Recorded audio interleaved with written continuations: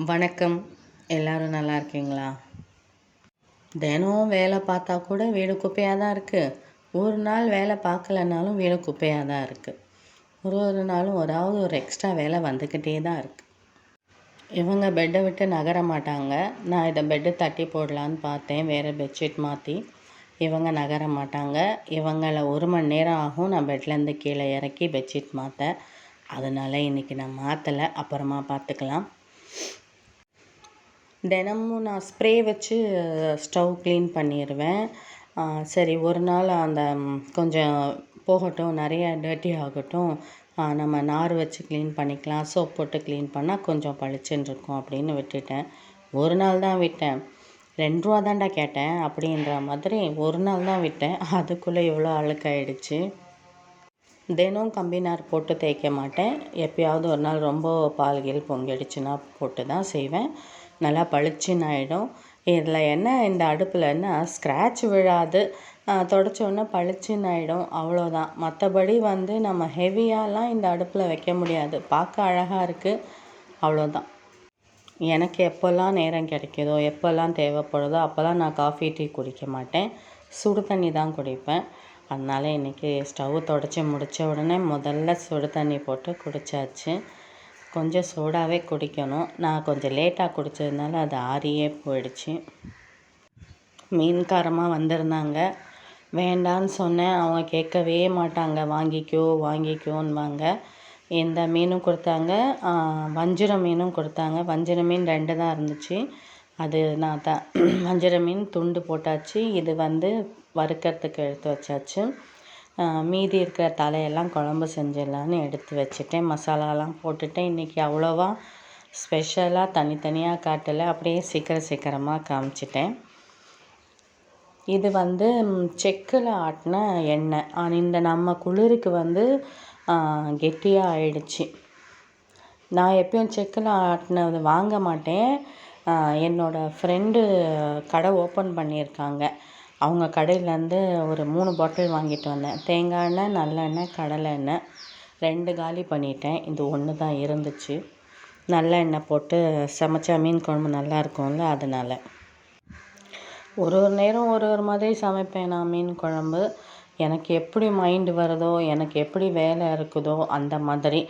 வேலையே இல்லை, இது மட்டும்தான் அப்படின்னா கொஞ்சம் டைம் எடுத்து பண்ணுவேன். இல்லை வேலை இருக்குன்னா அப்படியே வெங்காயம் தக்காளி வதக்கி மசாலாலாம் போட்டுருவேன். இல்லைனா தேங்காய் அரைச்சி ஊற்றுவேன். அப்படி இல்லையா தாளிக்கவே மாட்டேன். எல்லாத்தையும் ஒரே அடியாக போட்டு மிக்ஸ் பண்ணி கொதிக்க வச்சுருவேன். எப்படியோ ஒன்று, எப்படி பண்ணாலும் மீன் குழம்பு அருமையாக இருக்கும். நான் ஒரு 2-3 நாள் வச்சு சாப்பிடுவேன். போன வீடியோலேயே அந்த சாரீ காட்டுறேன்னு சொல்லியிருந்தேன், காட்டவே இல்லை. எனக்கு நேரம் இல்லை. கண்டிப்பாக இன்னொரு வீடியோவில் நான் காட்டுறேன், வெயிட் பண்ணுங்கள். என்னோடய சேனலை சப்ஸ்கிரைப் பண்ணுங்கள். இன்றைக்கி தான் அந்த சாரீ என்னென்ன வாங்கினேன்றதை வீடியோ எடுக்கவே போகிறேன். அதை நான் போஸ்ட் பண்ணுறேன். பார்க்கணுன்னு நினைக்கிறவங்க என் சேனலை சப்ஸ்கிரைப் பண்ணுங்கள், மறக்காதீங்க. கமெண்ட் பாக்ஸில் கமெண்ட் பண்ணுங்கள். மீன் குழம்பு நல்லா இருக்கான்னு சொல்லுங்கள். சாப்பிட்டு பார்த்தா தான் சொல்ல முடியும் அப்படின்னு சொல்கிறீங்க, எனக்கு தெரியுது. நல்லா தான் இருக்கும், டேஸ்ட்டாக தான் இருக்கும் லைட்டாக. அதாவது நம்ம என்ன சொல்லணுன்னா, வேலை ஒரு பக்கம் இருந்தாலும் ஹாப்பி ஒரு பக்கம் இருக்கணும்ல. அதனால் இந்த வேலை முடிச்சுட்டு அடுத்து என்ன வேலை பார்க்க போகிறேன் அப்படின்னா, நம்ம கிறிஸ்மஸ் ட்ரீ வாங்கியிருக்கோம். நான் வருஷம் கிறிஸ்மஸ் ட்ரீ வைப்பேன். இப்போ மீன் ஃப்ரை பண்ணிக்கலாம் ஃபஸ்ட்டு, சரிங்களா? இது எனக்கு பையனுக்கு தான். பெரிய மீனெல்லாம் அவனுக்கு கொஞ்சம் குட்டி இருக்கிறது எனக்கு. அவன் ஜாஸ்தி சாப்பிட மாட்டான். 1 மீன் 2 மீன் தான் சாப்பிடுவான். அதனால் இப்போதைக்கு தேவையானது மட்டும் நான் ஃப்ரை பண்ணிக்கிறேன். மீதி எனக்கு எப்போ தேவையோ அப்போ ஃப்ரை பண்ணிப்பேன். கருவேப்பிலை போட்டு ஃப்ரை பண்ணால் அந்த ஸ்மெல் ரொம்ப நல்லா இருக்குது. ட்ரை பண்ணி பாருங்கள்.